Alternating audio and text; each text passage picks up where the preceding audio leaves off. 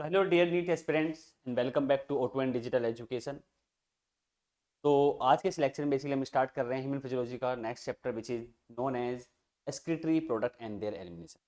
But before to start this lecture हम एक difference की बात करेंगे between the excretion and also in the between egestion. तो एक प्रोसेस होता है एक्सक्रीशन और एक होता है इजेशन। तो फर्स्ट ऑफ ऑल इन दोनों प्रोसेसेस में डिफरेंस क्या है? Such as if I talk about the firstly excretion, तो removal of the liquid waste जो होगा किस फॉर्म में होगा, लिक्विड वेस्ट की फॉर्म में जो सब्सटेंस रिलीज होंगे रिमूव होंगे बॉडी से उनको हम क्या बोलेंगे, excretion. Such as urine, CO2 या गैसेस फॉर्म में भी हो सकता है यहाँ पर। बट यहीं पर अगर हम बात करें अबाउट दी इजेशन, तो इसमें क्या होगा, रिमूवल ऑफ दी सॉलिड या semi solid wastage in the form of the faeces और द स्टूल, इसे हम क्या बोलेंगे, इजेशन। तो देखिए यहाँ पर जरा, तो फर्स्टली हम बात कर रहे हैं differences between excretion and egestion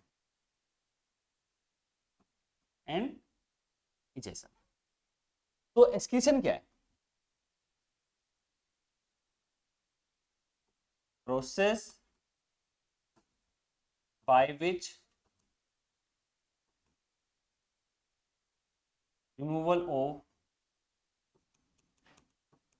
nitrogenous waste such as ammonia हो सकता है, यूरिया हो सकता है एंड यूरिक एसिड हो सकता है। ये तीन नाइट्रोजनस वेस्ट है जो हमारे लिए इंपॉर्टेंट है। और ये जो नाइट्रोजनस वेस्ट रिमूव होंगे किस फॉर्म में होंगे, लिक्विड और गैसेस फॉर्म में हो सकते हैं। रिमूवल होगा सब्सटेंसेस यहाँ पर मे बी इन लिक्विड और गैसियस फॉर्म हो सकती है, मे बी और लिक्विड और the gaseous form. But if I talk about the egestion, the process by which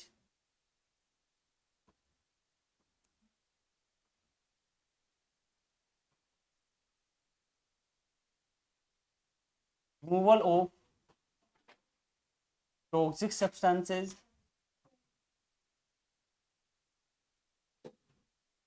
removal of the toxic substances or undigested material in semi solid form in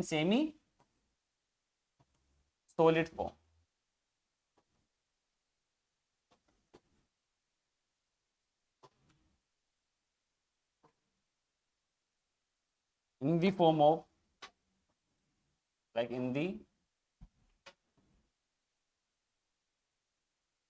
form of feces और stool, इसी को हम यहां पर क्या बोलेंगे, egestion, known as egestion. तो ये बेसिक डिफरेंस है first of all between the excretion and as well as in the egestion. Difference समझ में आया? तो चैप्टर का नाम क्या है? चैप्टर का नाम है excretory product and their elimination. और जो बच्चों यहां पर एक्सक्रीटरी प्रोडक्ट है हमारे वो हैं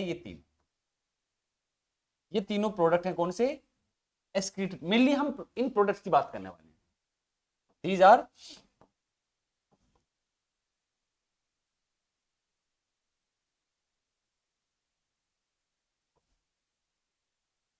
excretory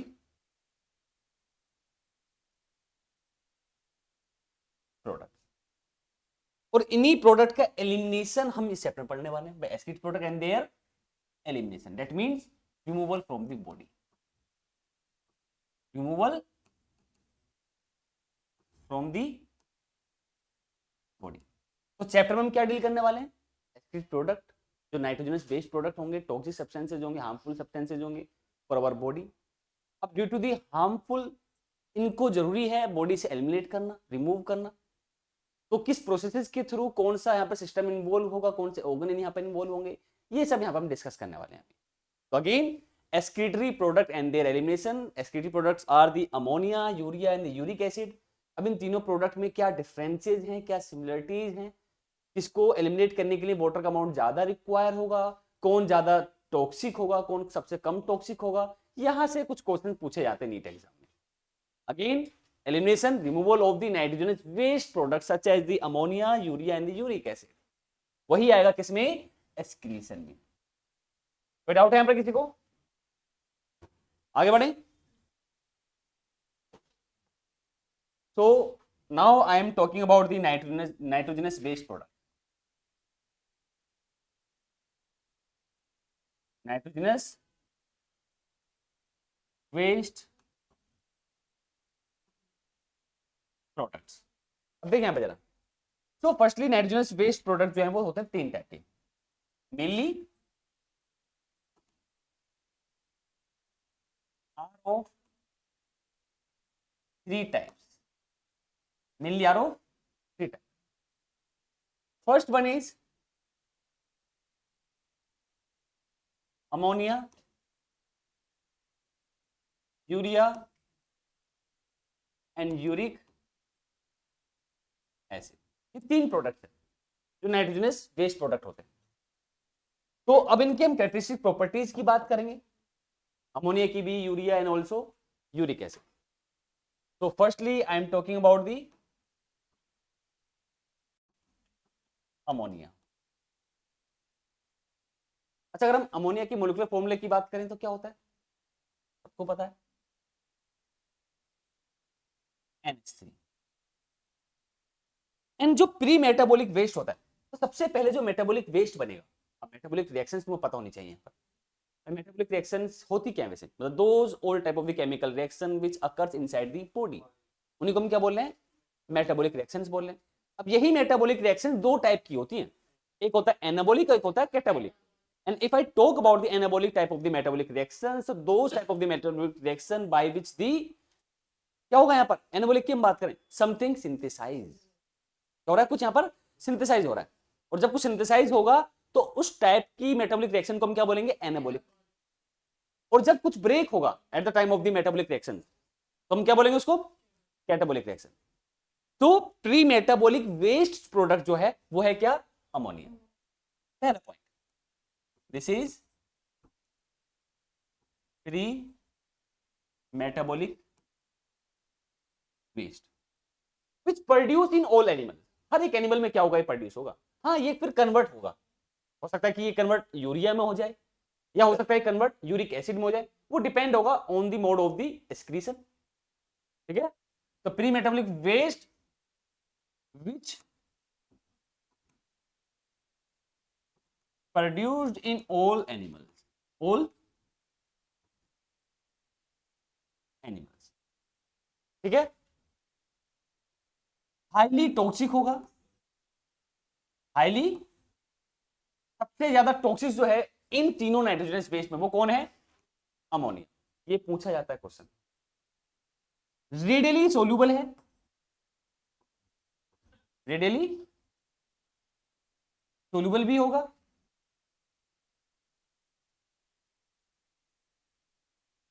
and for the excretion of the ammonia require highest amount of the water.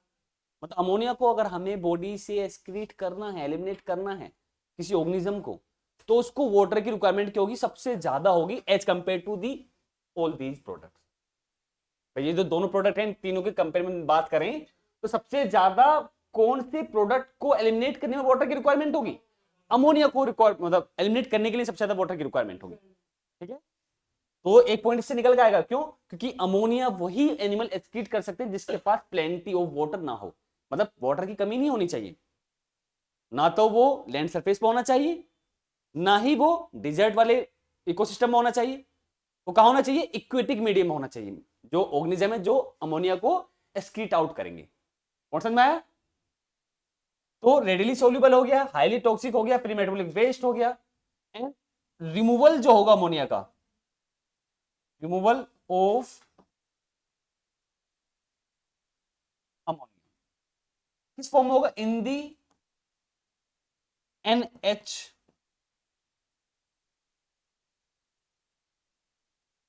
NH4+। अब ये क्या है? अमोनियम आयन है। तो अमोनिया डायरेक्टली एलिमिनेट नहीं होगा, किस फॉर्म में होगा? अमोनियम आयन की फॉर्म में होगा। This is ammonium ion from gills और द स्किन, फ्रॉम गिल्स और स्किन। गिल्स और स्किन के थ्रू अमोनिया जो है अमोनियम आयन की फॉर्म में एलिमिनेट होगा। And during the elimination of ammonia require the highest amount of the water. During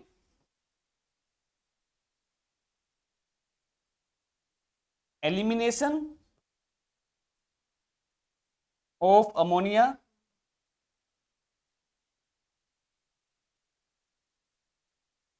require highest, बात है नहीं,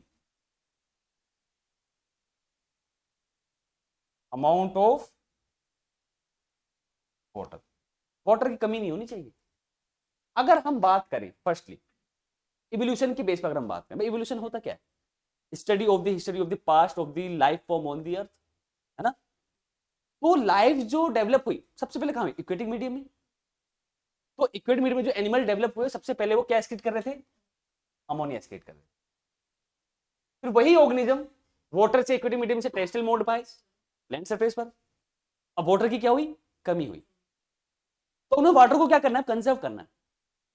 तो हमें पढ़ा अभी कि अमोनिया को अगर हमें एलिमिनेट करना है तो वाटर की रिक्वायरमेंट क्या होनी चाहिए? ज्यादा होगी। और उतना वाटर नहीं है, क्योंकि वाटर अब क्या करना है? कंजर्व भी करना है। तो for the conservation of the water उन्होंने क्या करा? ऑर्गेनिज्म ने इस अमोनिया को कन्वर्ट कर दिया यूरिया में। किस में कन्वर्ट कर दिया? यूरिया में। जैसे कि अगर हम बात करें अपनी ही बॉडी की, हम क्या, हम यूरिटेलिक है, हम यूरिया एक्सक्रीट करते हैं। क्यों? क्योंकि हमारी बॉडी में ऐसा नहीं है कि अमोनिया नहीं बनता है। प्राइमरी जो मेटाबॉलिक वेस्ट होगा वो अमोनिया ही होगा। But for the conservation of the water ammonia को हमने कन्वर्ट कर दिया into the urea in the liver. एक साइकिल होती है ओर्निथिन साइकिल, पहले सिलेबस में हुआ करती थी लेकिन अब नहीं है। तो ornithine cycle which occurs in the liver, and इस साइकिल के टाइम पर क्या होगा? अमोनिया का कन्वर्जन होगा इनटू द यूरिया। और यूरिया को एक्सक्रीट करने के लिए अमोनिया के कंपेयर में less amount of the water क्या होगा? रिक्वायर होगा। यहां पर लेस, एक हाईएस्ट अमोनिया अगर वाटर के एस्पेक्ट में बात कर रहे हैं, और least for the uric acid. तो जब इक्वेटिक मीडियम से ऑर्गेनिज्म बाहर निकले, लैंड सरफेस पाए, तो उन्होंने क्या करा? अमोनिया को कन्वर्ट कर दिया यूरिया में for the conservation of the water. और पानी था अभी, उतना भी कम नहीं था कि यूरिया को भी एसिड करने में कम पड़ जाए, वो कंजर्व ना कर पाए। देन वही ऑर्गेनिज्म जब आगे डेवलप होते इवोल्यूट होते चले गए और वो डिजर्ट वाले इकोसिस्टम में पहुंचे, वहां पर क्या होगी? प्लेंटी ऑफ द वाटर, पानी की और कमी हो गई वहां पर। अब अगर वो यूरिया को एसिड करेंगे तब भी वाटर उनका लॉस हो रहा है। तो और ज्यादा वाटर को क्या करना है? ऑर्गेनिज्म को कंजर्व करना है। मोडिफिकेशन हुआ यहां पर। देन अमोनिया को डायरेक्टली या फिर अमोनिया टू यूरिया या यूरिया टू यूरिक एसिड या अमोनिया से डायरेक्टली यूरिक एसिड में वो क्या हुआ? कन्वर्जन हुआ। वो डिपेंड करेगा ऑर्गेनिज्म टू ऑर्गेनिज्म। अमोनिया से यूरिया में कन्वर्जन हो रहा है पहले या फिर डायरेक्ट अमोनिया से यूरिक एसिड में आ रहा है, वो डिपेंड करेगा मोड ऑफ द ऑर्गेनिज्म पर या वेराइटी ऑफ द ऑर्गेनिज्म पर। कौन समझ में आया? नहीं आया? तो ये हो गया ammonia which is the primary metabolic waste. Molecular formula NH3, highly toxic है। यहां से नीट में क्वेश्चन पूछा भी जाता है। अभी एक हम इसके ऑर्डर भी बनाएंगे। देन रेडिली सोल्यूबल होगा and removal of the ammonia in the form of the ammonium ion by या थ्रू गिल्स और द स्किन।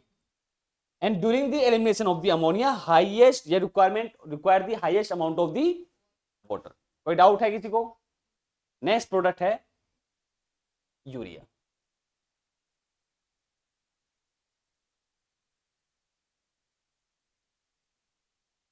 अब देखें बेटा, अब ये यूरिया जो है सबसे पहले तो ammonia convert in urea through ornithine cycle. Ornithine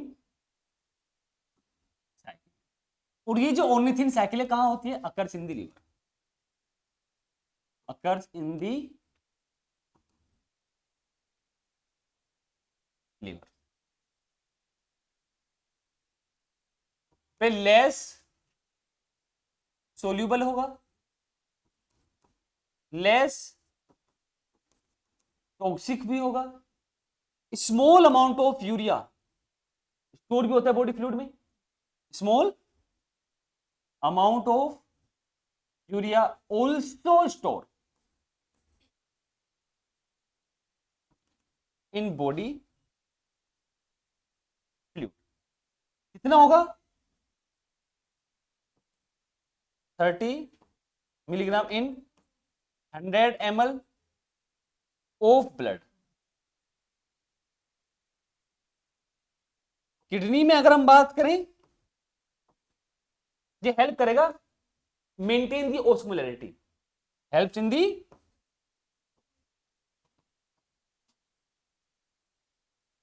maintain osmolarity, helps in the maintain osmolarity, and for the elimination of the ammonia require less amount of the water as compared to the ammonia। Ammonia के compare में कम water का requirement होगा इसको eliminate करने के लिए। During elimination of urea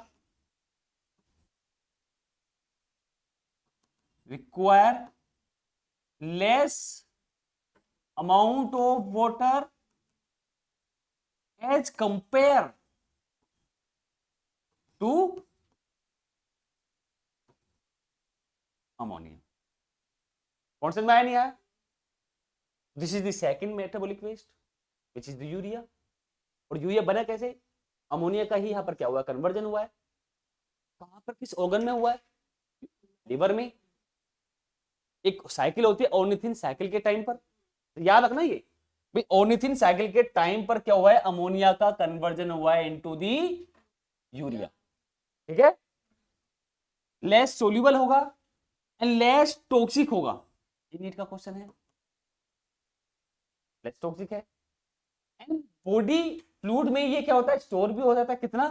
30 milligram in 100 ml of the blood, which also helps in the maintain osmolarity। अभी जब आगे पढ़ेंगे, during elimination of the urea require less amount of the water as compared to the urea। दो product हो गए। अब अगर हम बात करें यहां पर थर्ड नाइट्रोजनस वेस्ट प्रोडक्ट की, विच इज यूरिक एसिड। तो आइए अब यहां पर जरा, यूरिक एसिड ये थर्ड प्रोडक्ट हो गया।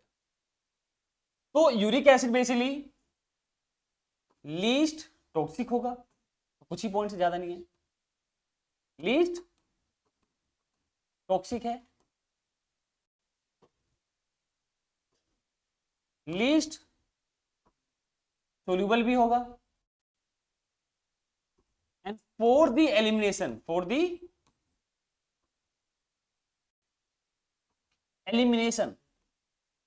of uric acid require least amount of the water, require least amount of the water। ठीक है, तो तीन प्रोडक्ट हमने पढ़े अब तक, ammonia, urea and uric acid. अब आइए यहां पर जरा, कौन कौन से प्रोडक्ट हमने पढ़े? हमने पढ़ा अमोनिया, यूरिया एंड यूरिक, ये तीन प्रोडक्ट हमने पढ़े।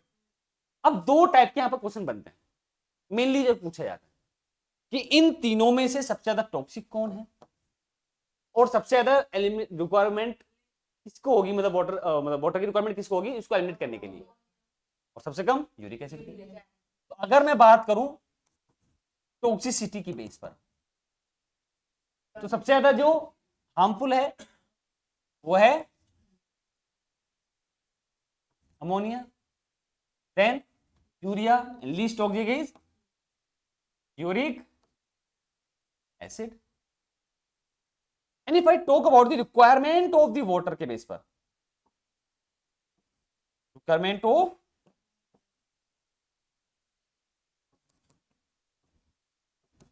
वाटर के बेस पर अगर हम बात करें तो ये ऑर्डर तुम्हें सीक्वेंस पता होना चाहिए, सेम रहेगा।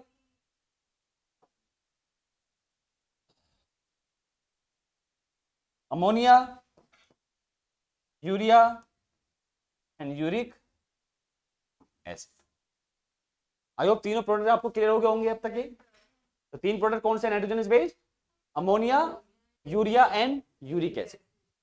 अब अगर हम बात करें टाइप ऑफ द एनिमल्स के बेस पर, वो भी किस एस्पेक्ट में बात कर रहे हैं, उनके एक्सक्रीटरी प्रोडक्ट के बेस पर। But those type of the animals excrete these products, उसी बेस पर हमने क्या करा, एनिमल की भी कैटेगरी बना दी।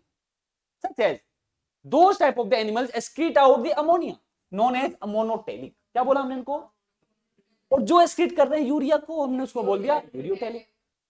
and those excrete out the uric acid uricotelic। if I talk one question, what we are इन तीनों के एस्पेक्ट में, यूरियोटेलिक, हम क्या है यूरियोटेलिक। अब इनके यहां पर कैटेगरी और उन कैटेगरी के एग्जांपल्स हमारे लिए इंपॉर्टेंट है। क्वेश्चन पूछा जाता है यहां से, लाइक अमोनोटेलिक के क्या एग्जांपल्स होंगे, यूरियोटेलिक के और यूरिकोटेलिक के। अब आइए यहां पर जरा,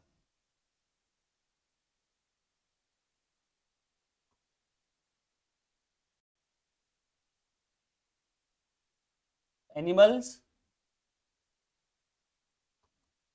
divided into three categories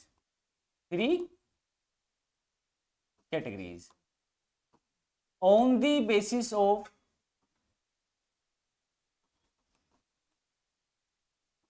excretory, excretory product जो एलिमिनेट करेंगे एनिमल्स, उसी के बेस हमने क्या करा, एनिमल्स को डिवाइड कर दिया into the three categories. First one is ammonotelic.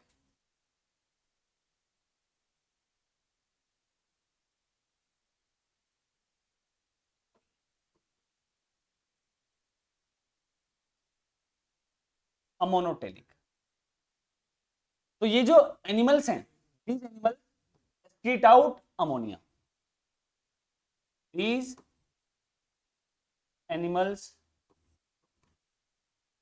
excrete out ammonia को एक्सक्रीट कर रहे हैं।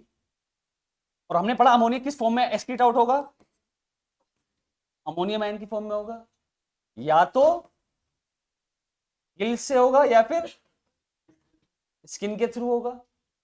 अब देखो यहां पर जरा इसके एग्जांपल जो हमारे लिए इंपॉर्टेंट है।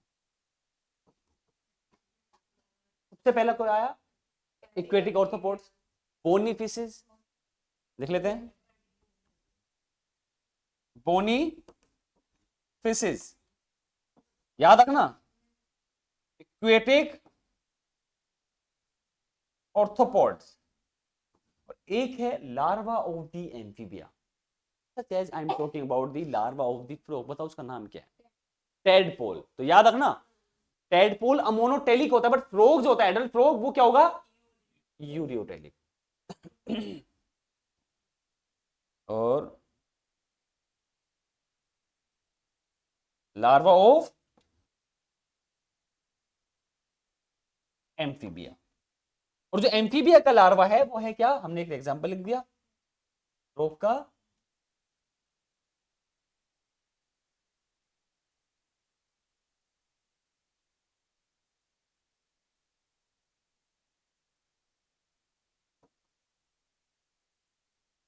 लार्वा ऑफ फ्रॉग जो है टेडपोल। तो ये जो टेडपोल है क्या, अमोनोटेलिक है। ये हमने पढ़ा था, फ्रॉग डिस्कस किया था, अमोनोटेलिक है। तो अमोनोटेलिक समझ में आया। अब हम बात कर रहे हैं अबाउट दी यूरियोटेलिक ऑर्गेनिज्म की, ठीक है। अब यूरियोटेलिक की अगर हम बात करें तो ये एनिमल्स कैसे एक्सक्रीट करेंगे, एक्सक्रीट आउट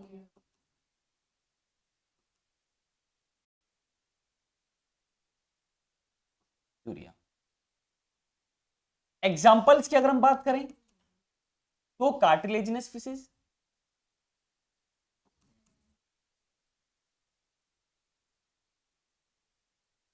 कार्टिलेजिनस फिशेस किसके एग्जाम्पल हो गए, मैमल्स, हाँ काफी है। थर्ड प्रोडक्ट ले लेते हैं हम, चलो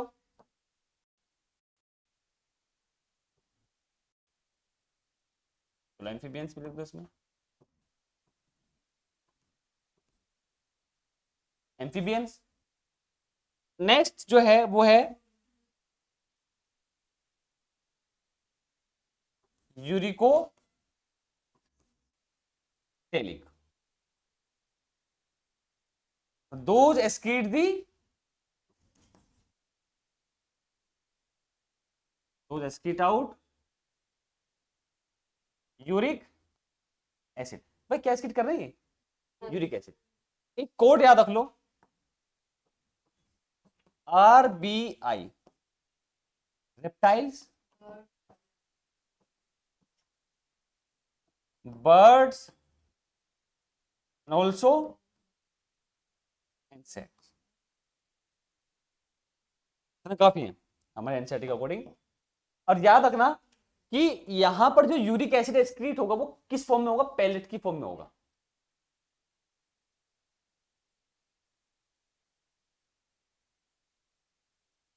eliminate in the form of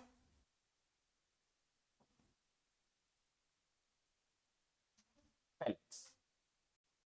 तीन टाइप के हमने पढ़े excreted product, ammonia, urea and the uric acid. तीनों के क्या क्या कैरेक्टरिस्टिक प्रॉपर्टीज होंगी हमें पता होना चाहिए, हमारे लिए इंपॉर्टेंट है। फिर उन्हीं तीनों एक्सक्रीटेड प्रोडक्ट के बेस पे हमने एनिमल को क्या कर दिया, तीन कैटेगरी में क्लासिफाई कर दिया, कैटेगराइज कर दिया, अमोनोटेलिक, यूरियोटेलिक एंड यूरिकोटेलिक। हमें सिर्फ ये नाम नहीं पता होना चाहिए, हमें ये भी पता होना चाहिए कि इनके एग्जांपल्स क्या है, हमारे लिए एग्जांपल्स इंपॉर्टेंट है। ये जो एग्जांपल्स हमने पढ़े हैं यहाँ पर, ये हमारे लिए इंपॉर्टेंट है, यहां से क्वेश्चन पूछे जाता है। बोनी फिशेज क्या है, अमोनोटेलिक, कार्टिलेजिनस फिशेज। अच्छा अगर मैं तुमसे बात करूं कि मुझे कोई कार्टिलेजिनस फिश का कोई एग्जांपल बताओ तो क्या होगा, कार्टिलेजिनस फिश, व्हेल, शार्क। और ये इसके एग्जांपल इंपॉर्टेंट है हमारे लिए, ठीक है। So now I am talking about the excretory organs जो डिफर करेंगे ऑर्गेनिज्म टू ऑर्गेनिज्म। अगर हम लोअर इनवर्टिब्रेट से चलें, देखें जरा,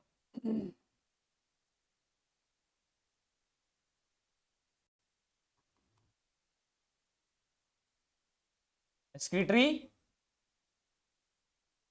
ऑर्गन्स, और ये जो एक्सक्रीटरी ऑर्गन है डिफर्स ऑर्गेनिज्म टू ऑर्गेनिज्म। भाई ऑर्गेनिज्म टू ऑर्गेनिज्म क्या कर रहे हैं, डिफर कर रहे हैं एक्सक्रीटरी ऑर्गन। अगर मैं स्टार्ट करूं लोअर इनवर्टिब्रेट से, लोअर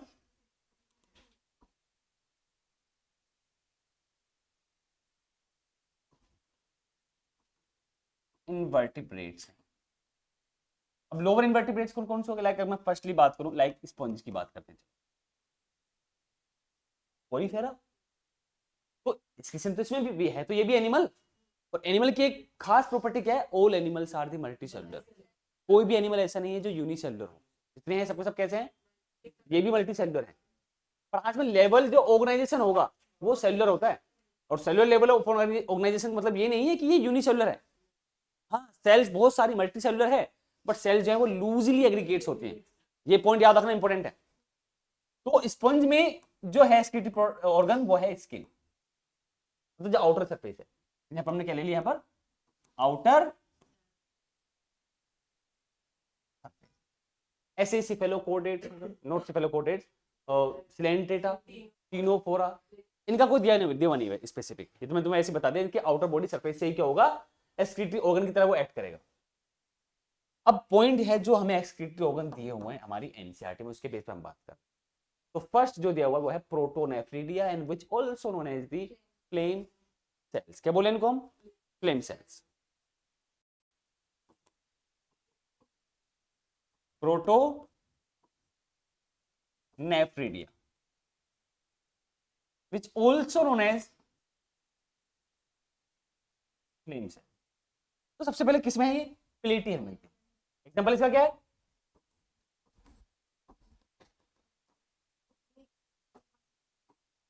प्लेटीहेल मिंथिस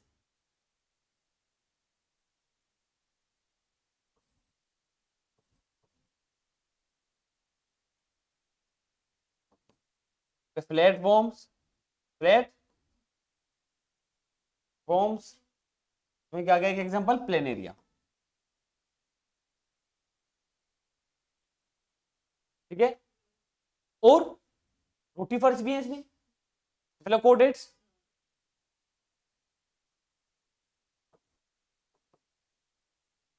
रोटीफर्स, सेफेलो कोडेट्स भी आ गए। नेक्स्ट, अगर हम बात करें अबाउट दी नेफ्रिडिया, एक नेफ्रिडिया भी होता है एक्सक्रीटरी ऑर्गन।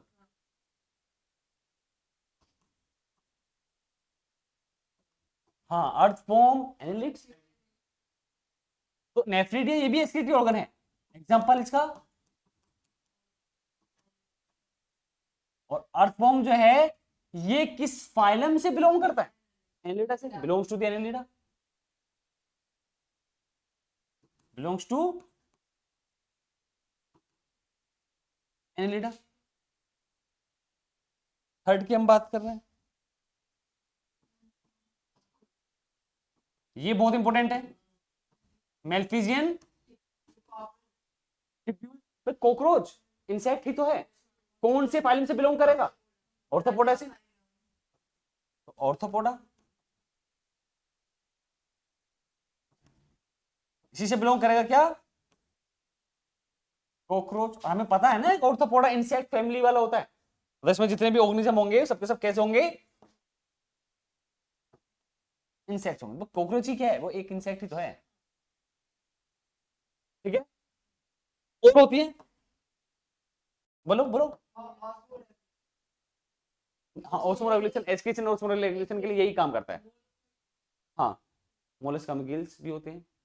अगर हम बात करें यहाँ पर एक और है एक्सक्रीटरी ऑर्गन, उसका नाम है एंट्रिनल ग्लैंड और द ग्रीन ग्लैंड। क्या बोलते हैं? एंट्रिनल और ग्रीन ग्लैंड्स। किसमें होगा? क्रस्टेशियंस में होगा, प्रॉन्स में होगा, उसी का ही है वो। हाँ, एग्जांपल इसका क्रस्टेशियंस लाइक प्रॉन। तो ये बच्चों हमने पढ़े आज के लेक्चर में क्या? Excretory products, ammonia, urea and uric acid, तीनों एक्सक्रीटरी प्रोडक्ट हमने पढ़े। इन तीनों के हमने कैरेक्टरिस्टिक फीचर्स को जाना, जहां जहां से क्वेश्चन पूछा जाता है वो भी हमने पॉइंट्स बात करें। देन इन्हीं तीन एक्सक्रीटरी प्रोडक्ट के बेस पर एनिमल्स को हमने क्लासिफाई कर दिया 3 कैटेगरीज में, अमोनोटेलिक, यूरियोटेलिक एंड यूरिकोटेलिक। ठीक है, उनके एग्जांपल्स क्या होंगे, यहां से क्वेश्चन पूछा था, हमने वो क्वेश्चन भी डिस्कस किए। एंड आफ्टर दैट हमने एक्सक्रीटरी ऑर्गन्स जो होते हैं जो डिफर करेंगे ऑर्गेनिज्म टू ऑर्गेनिज्म में, वो भी हमने डिस्कस किए। सच है, किसमें प्रोटोनेफ्रिडिया होगा, फ्लेम सेल्स होंगी, नेफ्रिडिया किसमें एक्सक्रीटरी ऑर्गन की तरह एक्ट करेगा, मेल्फिजियन ट्यूब्यूल्स। ठीक है, और ये मेल्फिजियन ट्यूब्यूल्स वाला पॉइंट जो बहुत इंपॉर्टेंट भी है हमारे लिए। लाइक अगर हम बात करें वर्टिब्रेट्स की किडनी में, वहां पर मेल्फिजियन बॉडीज होती हैं, और हमने पढ़ा है यहाँ पर क्या? मेल्फिजियन ट्यूब्यूल्स। मेल्फिजियन ट्यूब्यूल्स में, मेल्फिजियन बॉडीज में क्या डिफरेंस है, वो भी हम आगे डिस्कस करने वाले हैं। देन हमने डिस्कस किया अबाउट द एंट्रिनल ग्लैंड और द ग्रीन ग्लैंड, तो किसमें होते हैं, इनके एग्जांपल्स क्या है? Like crustaceans, like prawn. तो आज के लेक्चर में इतना ही। नेक्स्ट लेक्चर में बेसिकली हम बात करेंगे about the human excretory system की। थैंक यू लेक्चर में बने रहने के लिए। अगर कोई डाउट है आप लोगों को तो कमेंट कर देना, I will reply, and thank you again.